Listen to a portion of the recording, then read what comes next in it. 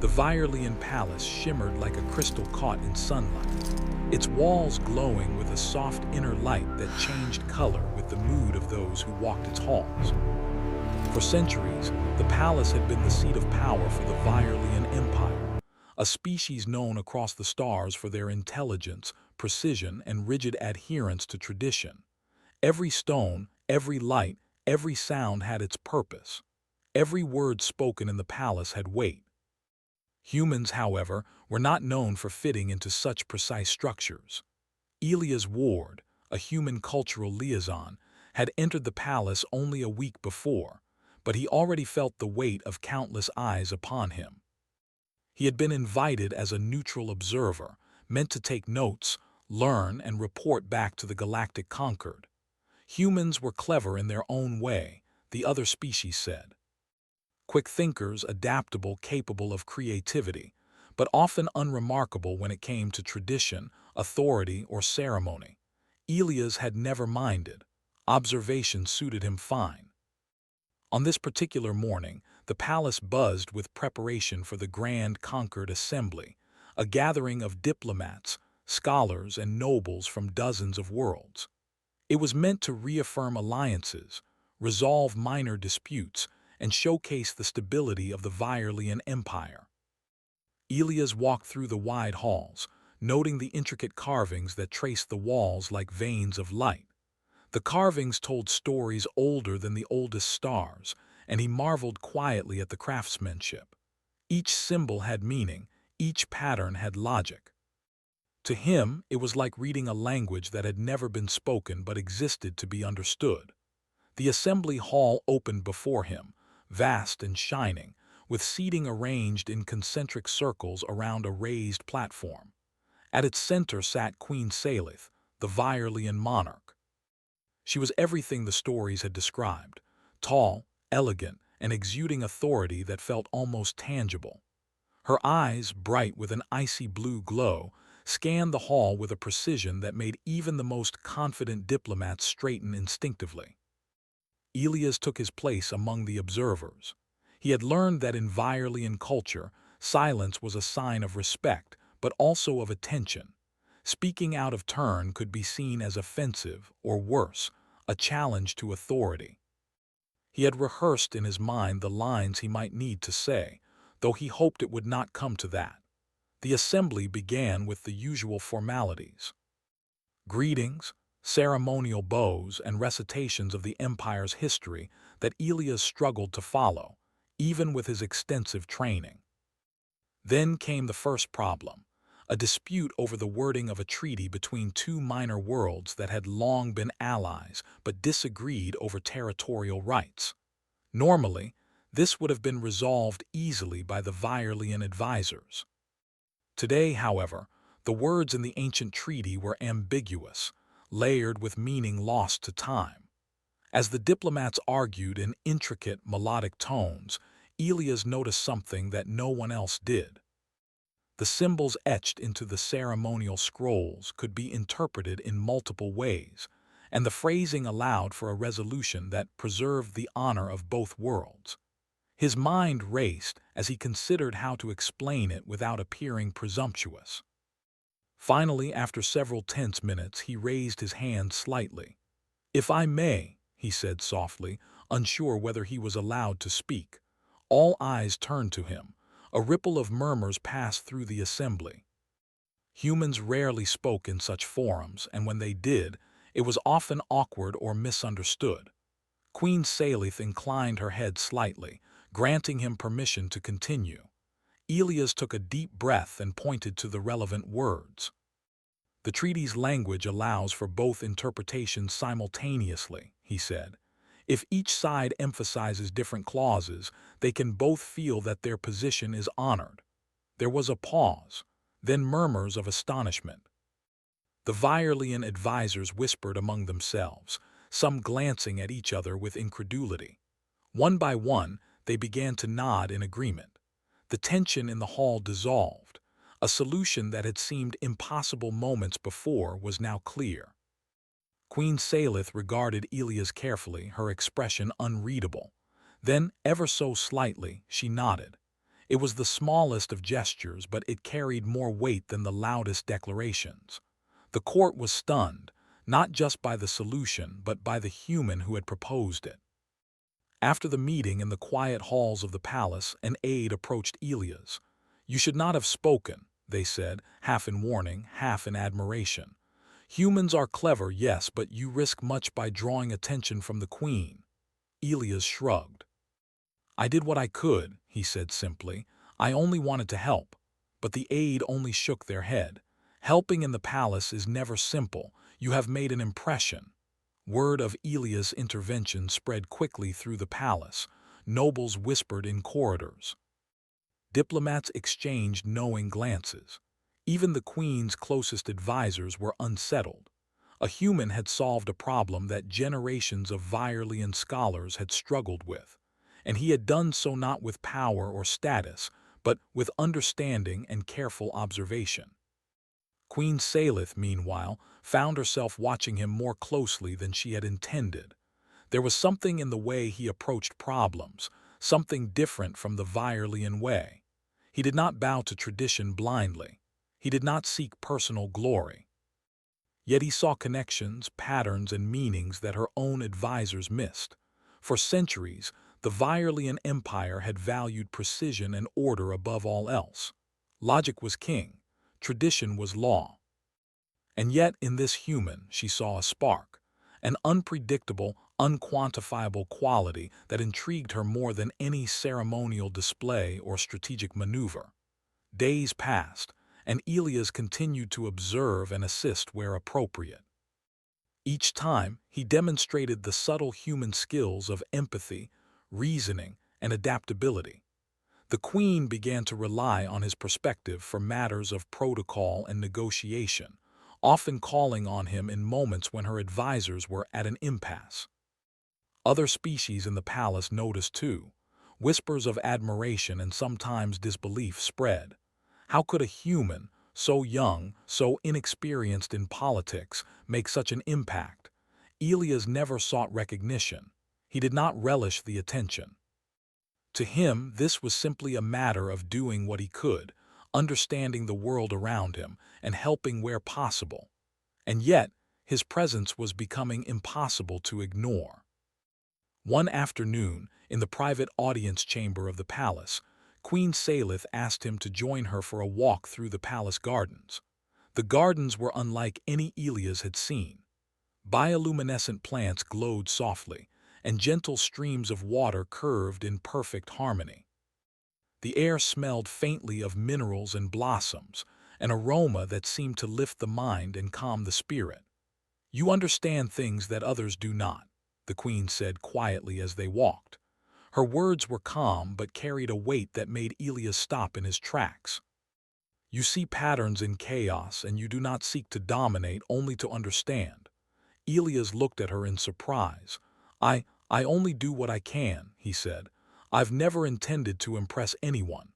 She smiled faintly, the first time he had seen any warmth on her face. "Impression is not always a choice," Elias warned. "Some acts carry weight regardless of intent. You are unusual among your kind and certainly unusual among those who enter this palace."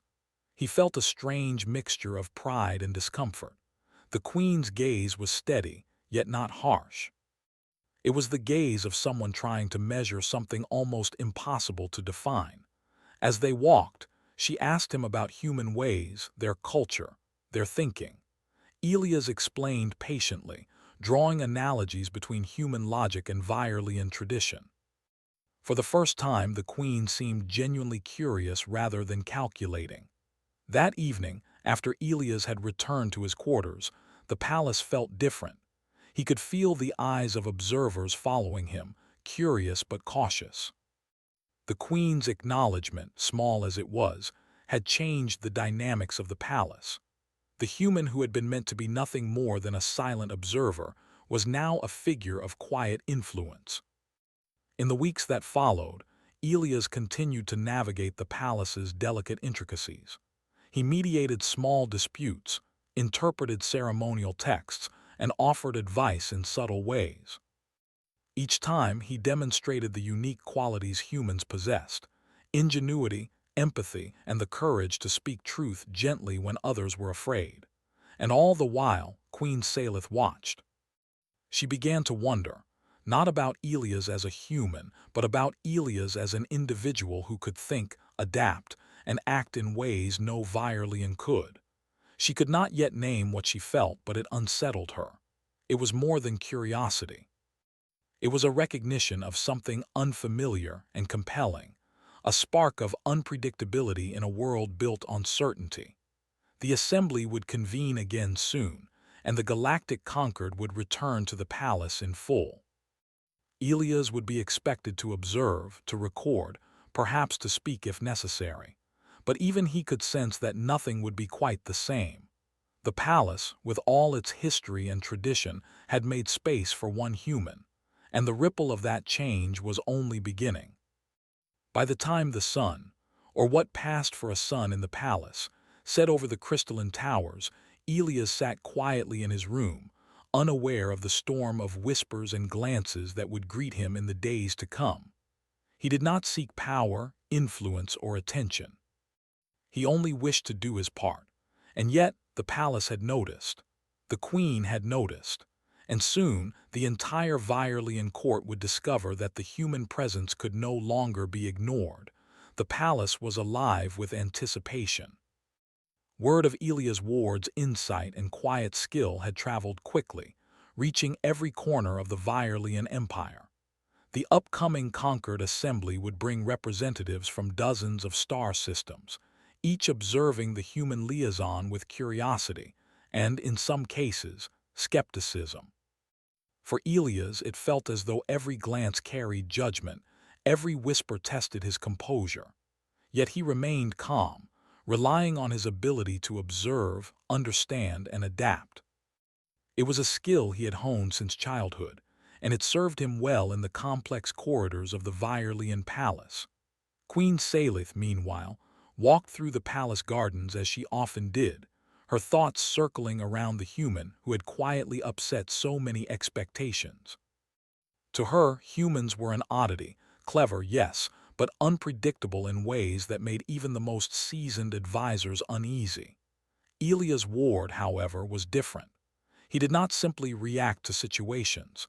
He interpreted them, finding patterns that no Virelian had anticipated. This quality fascinated her. It unsettled her in a way that she could not yet name. The day of the assembly arrived.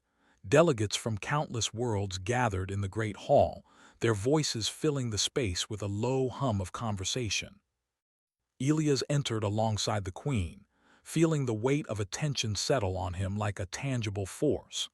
Some delegates whispered under their breath, exchanging glances that hinted at both curiosity and disbelief. They had heard of the humans' recent contributions, yet none could fully understand how one so seemingly ordinary could navigate the palace's complex rules with such ease. The assembly began with the usual formalities: introductions, ceremonial bows, and the recitation of the Virelian Empire's history. Elias listened attentively, noting the subtle shifts in tone, the micro-expressions on delegates' faces, and the small changes in the room's energy. Each detail offered insight into the dynamics at play. He remained silent, waiting for the moment when his observation might be needed. It came sooner than expected. During the reading of a treaty involving trade rights between two distant systems, a dispute arose. Delegates from both worlds argued passionately, each claiming that the other had violated the terms of their previous agreements. The Virelian advisors, trained in centuries of diplomacy, attempted to mediate, yet the argument only grew more heated. The queen observed quietly, her eyes narrowing slightly. For the first time, she considered speaking directly to the human who had so recently proven his worth. "Elias," she said softly, drawing him aside. "It appears we have another matter that could benefit from your perspective. Will you assist?" Elias nodded. "I will do my best," he replied. He approached the disputing delegates with caution, mindful of protocol. Using the observations he had made over the past week, he identified the source of the misunderstanding, a phrase in the treaty that had multiple valid interpretations. No one had noticed it because it required thinking outside the rigid framework the Virelians relied on. He explained gently, the treaty allows for both interpretations simultaneously. Each side can prioritize a different clause and both will honor the agreement. The room fell silent. Delegates exchanged uncertain glances, hesitant to accept a human's explanation over their own interpretations. But Queen Salith inclined her head, signaling that she found his reasoning sound. Slowly, the tension eased as the delegates considered the solution. Elia's calm, logical approach had resolved a dispute that could have escalated into months of negotiation. After the assembly, whispers spread through the palace. Elia's ability to solve complex problems without arrogance or showiness drew attention not only from the queen but from the entire court. Nobles and diplomats began to approach him with questions, seeking insight into his human perspective. Some were skeptical, unsure if a human could truly understand matters of diplomacy at such a high level. Others were intrigued, recognizing the value of a viewpoint unbound by centuries of tradition. Queen Salith, observing this from a distance, felt a growing curiosity. There was something about Elia's approach, his combination of humility, intelligence, and empathy, that challenged the very foundations of her expectations. In a society that prized precision and adherence to tradition, the human's ability to navigate the complex web of palace politics without formal training was remarkable. Days passed, and Elias continued to prove his worth. He mediated minor disputes, offered advice on ceremonial matters, and provided insight into cross-cultural communication. With each success, the queen found herself seeking his opinion more frequently. She began to ask questions in private, exploring human ways of thinking and problem-solving. The conversations were informal yet profound, and the more she learned, the more she appreciated the subtle intelligence that Elias displayed. One afternoon, the queen invited Elias to join her for a walk through the palace's central atrium, a vast space filled with floating gardens and streams of softly glowing water. The air was fragrant with the scent of bioluminescent flowers, and the gentle hum of the palace's energy systems created a soothing atmosphere. They walked side by side, their footsteps silent against the polished floors. "You see connections where others see only chaos," Salith said quietly, her voice carrying a note of admiration. "It is unusual, even extraordinary." Elias glanced at her, slightly embarrassed. "I simply notice what others may overlook," he replied. "I have no special training in diplomacy, only the ability to pay attention and think carefully." The queen studied him for a moment, her gaze steady. It is rare for anyone to possess such clarity without ambition clouding their judgment. "Your presence here, it has changed the court in ways I did not expect." Elias remained silent, unsure how to respond. He had not sought recognition or influence, only the chance to observe and understand. Yet the queen's acknowledgment carried a weight he had not anticipated.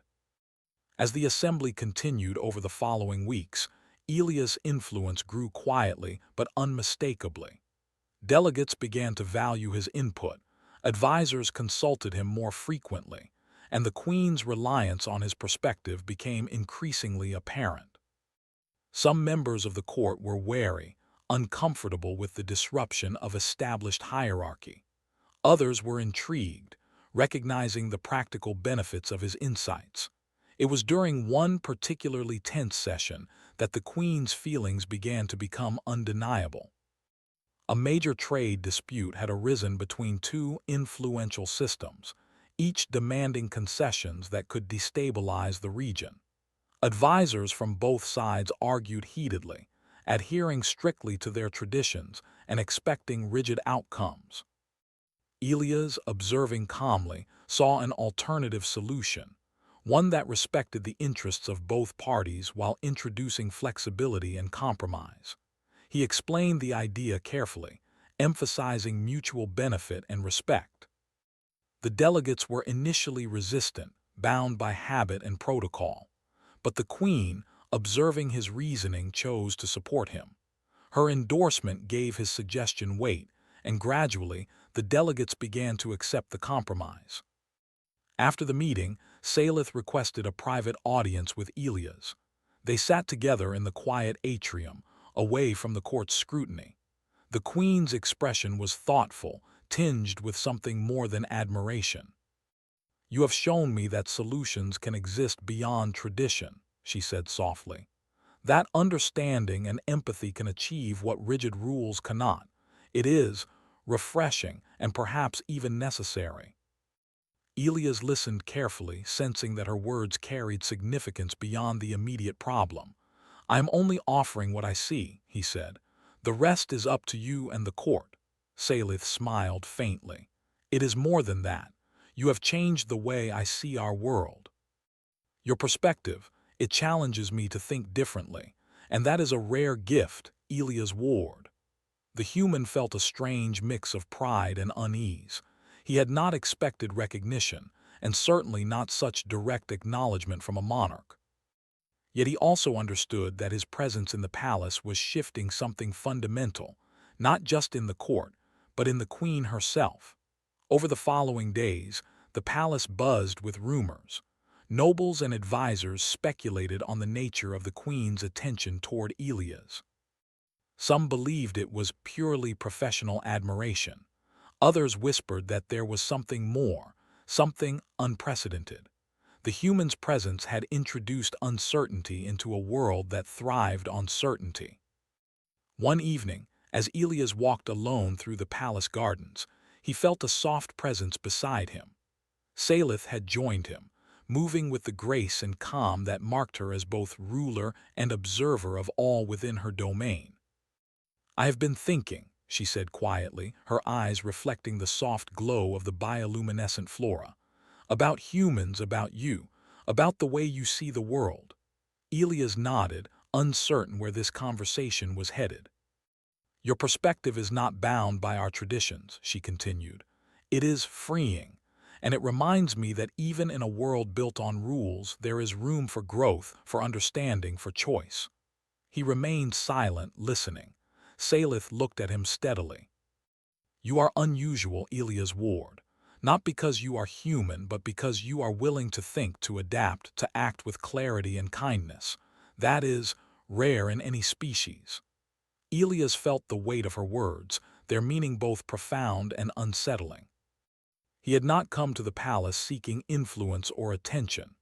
Yet his presence had changed the dynamics of the court, challenged traditions, and prompted reflection in one of the galaxy's most disciplined monarchs.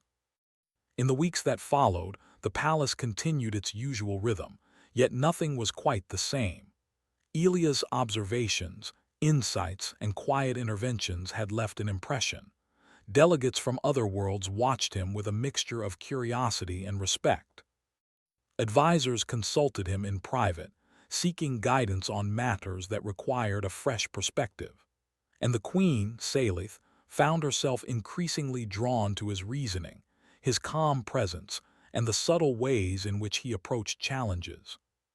It was during one particularly serene evening, as the palace settled into quiet reflection, that Salith finally spoke words that would ripple through the court in ways no one could have predicted. Sitting beside Elias in the softly glowing atrium, she said, with calm certainty, "I wish you were my husband, human." The words, spoken without flourish or ceremony, carried a weight that stunned even the most disciplined observers. Elias felt his heart skip, caught between disbelief and the realization that this simple human had become central to the thoughts of a monarch. Around them, the palace seemed to hold its breath, as though waiting to see what the human would do next. He opened his mouth to respond, unsure what to say. In that moment, he realized that everything had changed. The human presence in the palace was no longer just a curiosity. It had become a catalyst for reflection, for reconsideration, and for possibilities that had once seemed impossible. The Queen's gaze held his, steady and unwavering. The court, the empire, and even the broader galaxy would soon learn that one human's quiet presence could challenge tradition, reshape perception, and remind even the most disciplined rulers that thinking, understanding, and empathy were forces more powerful than authority. Alone, the words lingered in the atrium longer than any echo of sound could travel. "I wish you were my husband, human." Queen Salith's voice had been steady, calm, and entirely without theatrics, yet the weight of her declaration pressed on Elias in a way he had not anticipated. Around them, the soft glow of the bioluminescent garden seemed to dim slightly, as if the palace itself were holding its breath. Elias stood frozen for a moment, trying to process what he had just heard. He had never imagined that his quiet observations, his careful reasoning, would lead to a moment like this. He had come to the palace to learn, to help where he could, and perhaps to gain insight into another culture. He had never sought recognition, authority, or influence.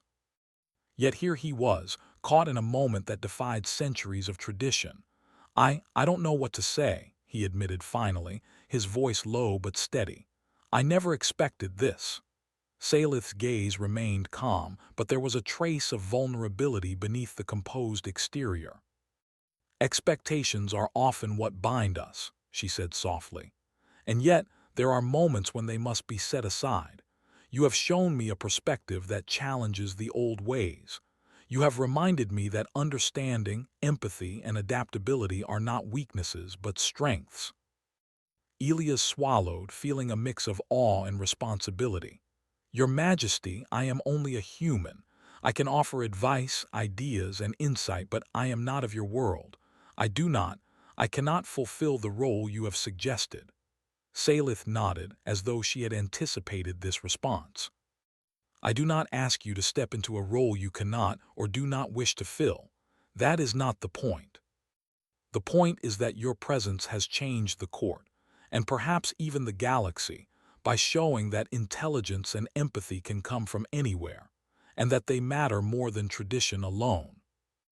Elias realized that she was speaking not of formal titles, but of choice, of partnership and understanding. In that moment, he understood the Queen's declaration not as a demand, but as an acknowledgement, a recognition of value that transcended rank, species, and expectation. Over the following days, the palace moved with its usual rhythm, yet nothing was the same. Advisors whispered in corners, curious and uncertain about the human who had captivated their queen.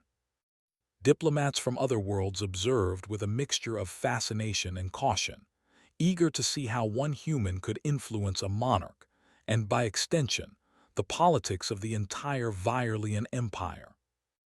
Elias continued to perform his duties as a liaison, offering insight, mediating disputes, and interpreting complex ceremonial texts. But now, every word he spoke carried additional weight. His perspective was no longer simply that of a human observer. It was a perspective valued by a queen who had recognized its importance. Salith, too, found herself increasingly reliant on his counsel. She began to consult him in private, discussing matters of diplomacy, culture, and governance. These discussions were unlike any the palace had seen. They were collaborative, exploratory, and free from the rigid constraints of tradition. For the first time in centuries, the queen and an advisor, albeit an unconventional one, worked together as partners, seeking solutions that were practical, ethical, and inclusive. The court observed this quietly, some with suspicion, others with admiration. The change was subtle yet profound. Where once every decision had been dictated by hierarchy and precedent, now there was room for dialogue, for reasoning, and for innovation. The human influence, small and unobtrusive at first, was reshaping the very culture of the palace. It was during a particularly tense negotiation between two powerful systems that Elias' impact became undeniable. The dispute involved trade routes critical to both civilizations, with potential consequences that could affect thousands of lives. Virelian advisors, bound by protocol, argued over technicalities and legalities, while delegates from both sides voiced frustration at the slow progress. Elias listened carefully, noting not only the words spoken but the unspoken needs of each party. He saw the tension, the pride, and the desire for recognition. Drawing upon his human perspective, he proposed a compromise, a system of shared control over trade routes, combined with a rotational leadership that allowed each system to oversee the operations for a fixed period. At first, there was hesitation. Neither side had considered such a solution, and the idea of rotating authority seemed unfamiliar, even radical. But the Queen's support was unwavering. She endorsed the proposal, explaining that it preserved honor, ensured fairness, and reflected a new way of thinking about governance. Gradually, the delegates agreed. The compromise was accepted, and with it came a sense of relief and admiration for the human who had suggested it. Word of the resolution spread quickly, and Elias found himself at the center of a quiet but growing recognition of human ingenuity. Despite the success, Elias remained humble. He did not seek praise, understanding that his role was to observe, advise, and assist. Yet he could not ignore the subtle ways in which his presence had shifted the palace's culture. Where once tradition had been unyielding, there was now room for dialogue. Where once hierarchy had dominated, collaboration was now valued, and all of it traced back, in part, to a human who had dared to see differently. As the days passed, the Queen and Elias spent more time together in discussion and observation. They explored the palace gardens, the atrium, and the libraries, sharing ideas about culture, governance, and philosophy. Their conversations were thoughtful, challenging, and at times deeply personal. Salith found that she valued his insights not simply for their intelligence, but for their clarity, honesty, and perspective unbound by centuries of expectation. Elias, in turn, learned more about Virelian culture than any human had before. He saw the beauty in their precision, the strength in their discipline, and the wisdom embedded in their traditions. Yet he also recognized the limitations, the rigid boundaries that sometimes prevented progress or empathy. He realized that his role was not to replace tradition, but to complement it, to introduce flexibility, understanding, and human ingenuity into a world that had long relied solely on protocol. The palace began to adapt. Advisors who had once resisted change observed Elias' methods and began to apply similar approaches in their own work. Diplomats from other systems noticed the efficiency and fairness of the solutions he proposed. The Queen's own court grew more open to dialogue and collaboration. In small, subtle ways, the human presence was reshaping the empire, not through force, authority, or coercion, but through insight, empathy, and intelligence. One evening, as the sun, or its Virelian equivalent, set over the crystalline towers, Elias and the Queen walked together in the atrium. The gardens glowed softly, casting gentle reflections across the water. Salith spoke quietly, almost to herself, yet Elias heard her clearly. "You have changed more than the court," she said. "You have reminded me that leadership is not about control but understanding. That influence is not about authority but insight. That strength is not about domination but empathy." Elias nodded, humbled by her words. "I am only a human," he said softly. "I try to understand, to observe, to help where I can. That is all I have to offer." The Queen smiled, a rare warmth in her expression. "And yet that is enough. Sometimes the smallest presence can have the greatest impact." For the first time, the Queen and her human advisor shared a silence that was comfortable, reflective, and full of unspoken understanding. It was not a silence of hesitation, but of mutual respect and recognition. The palace, with all its history and tradition, had made room for something new. A human had entered, observed, and quietly reshaped the understanding of power, governance, and partnership. As weeks turned into months, the influence of Elias Ward continued to grow, though always in subtle ways. He never sought a formal role beyond his duties as a liaison, yet his insights were increasingly valued in discussions of policy, trade, and diplomacy. The Queen, once rigid in her adherence to tradition, began to consult him regularly, not because she was required to, but because she recognized the value of his perspective. The human had taught the court a quiet but powerful lesson. Intelligence, empathy, and adaptability were forces greater than hierarchy, more enduring than decree, and more impactful than authority.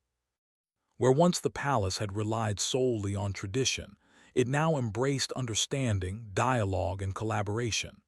And in this change, the Queen found not just guidance, but partnership in thought, a connection that transcended species and expectation. Elias, for his part, continued to observe, to learn, and to offer insight.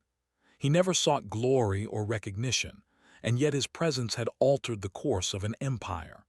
His quiet intelligence, empathy, and willingness to see beyond the obvious had left a lasting mark. The court adjusted to this new reality.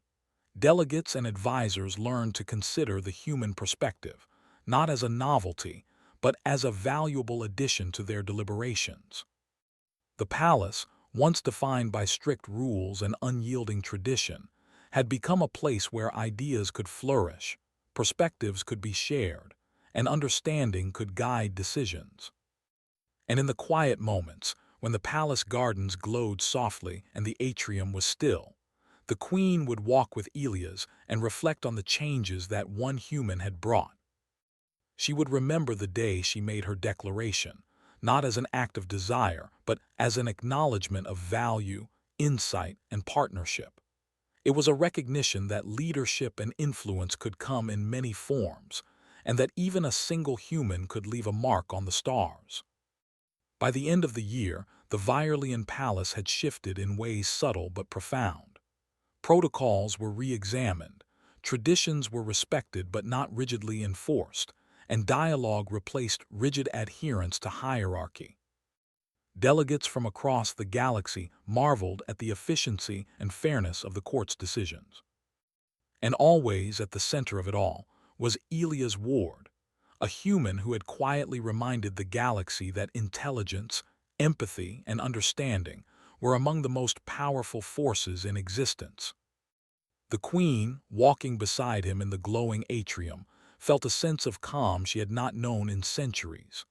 The future of the Empire, and perhaps the galaxy, was brighter not because of strength or dominance, but because of insight, partnership, and the quiet power of humanity.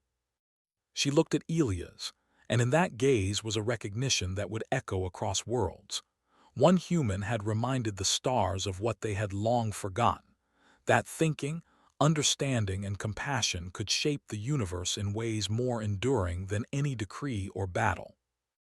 And so, in the grand palace of the Viorlian Empire, amidst its glowing towers and bioluminescent gardens, humanity left its mark, not through conquest or force, but through the quiet, unwavering power of thought, empathy, and insight. The stars would remember that a human had walked among them, and in doing so, had reshaped their understanding of what it truly meant to lead, to influence, and to connect.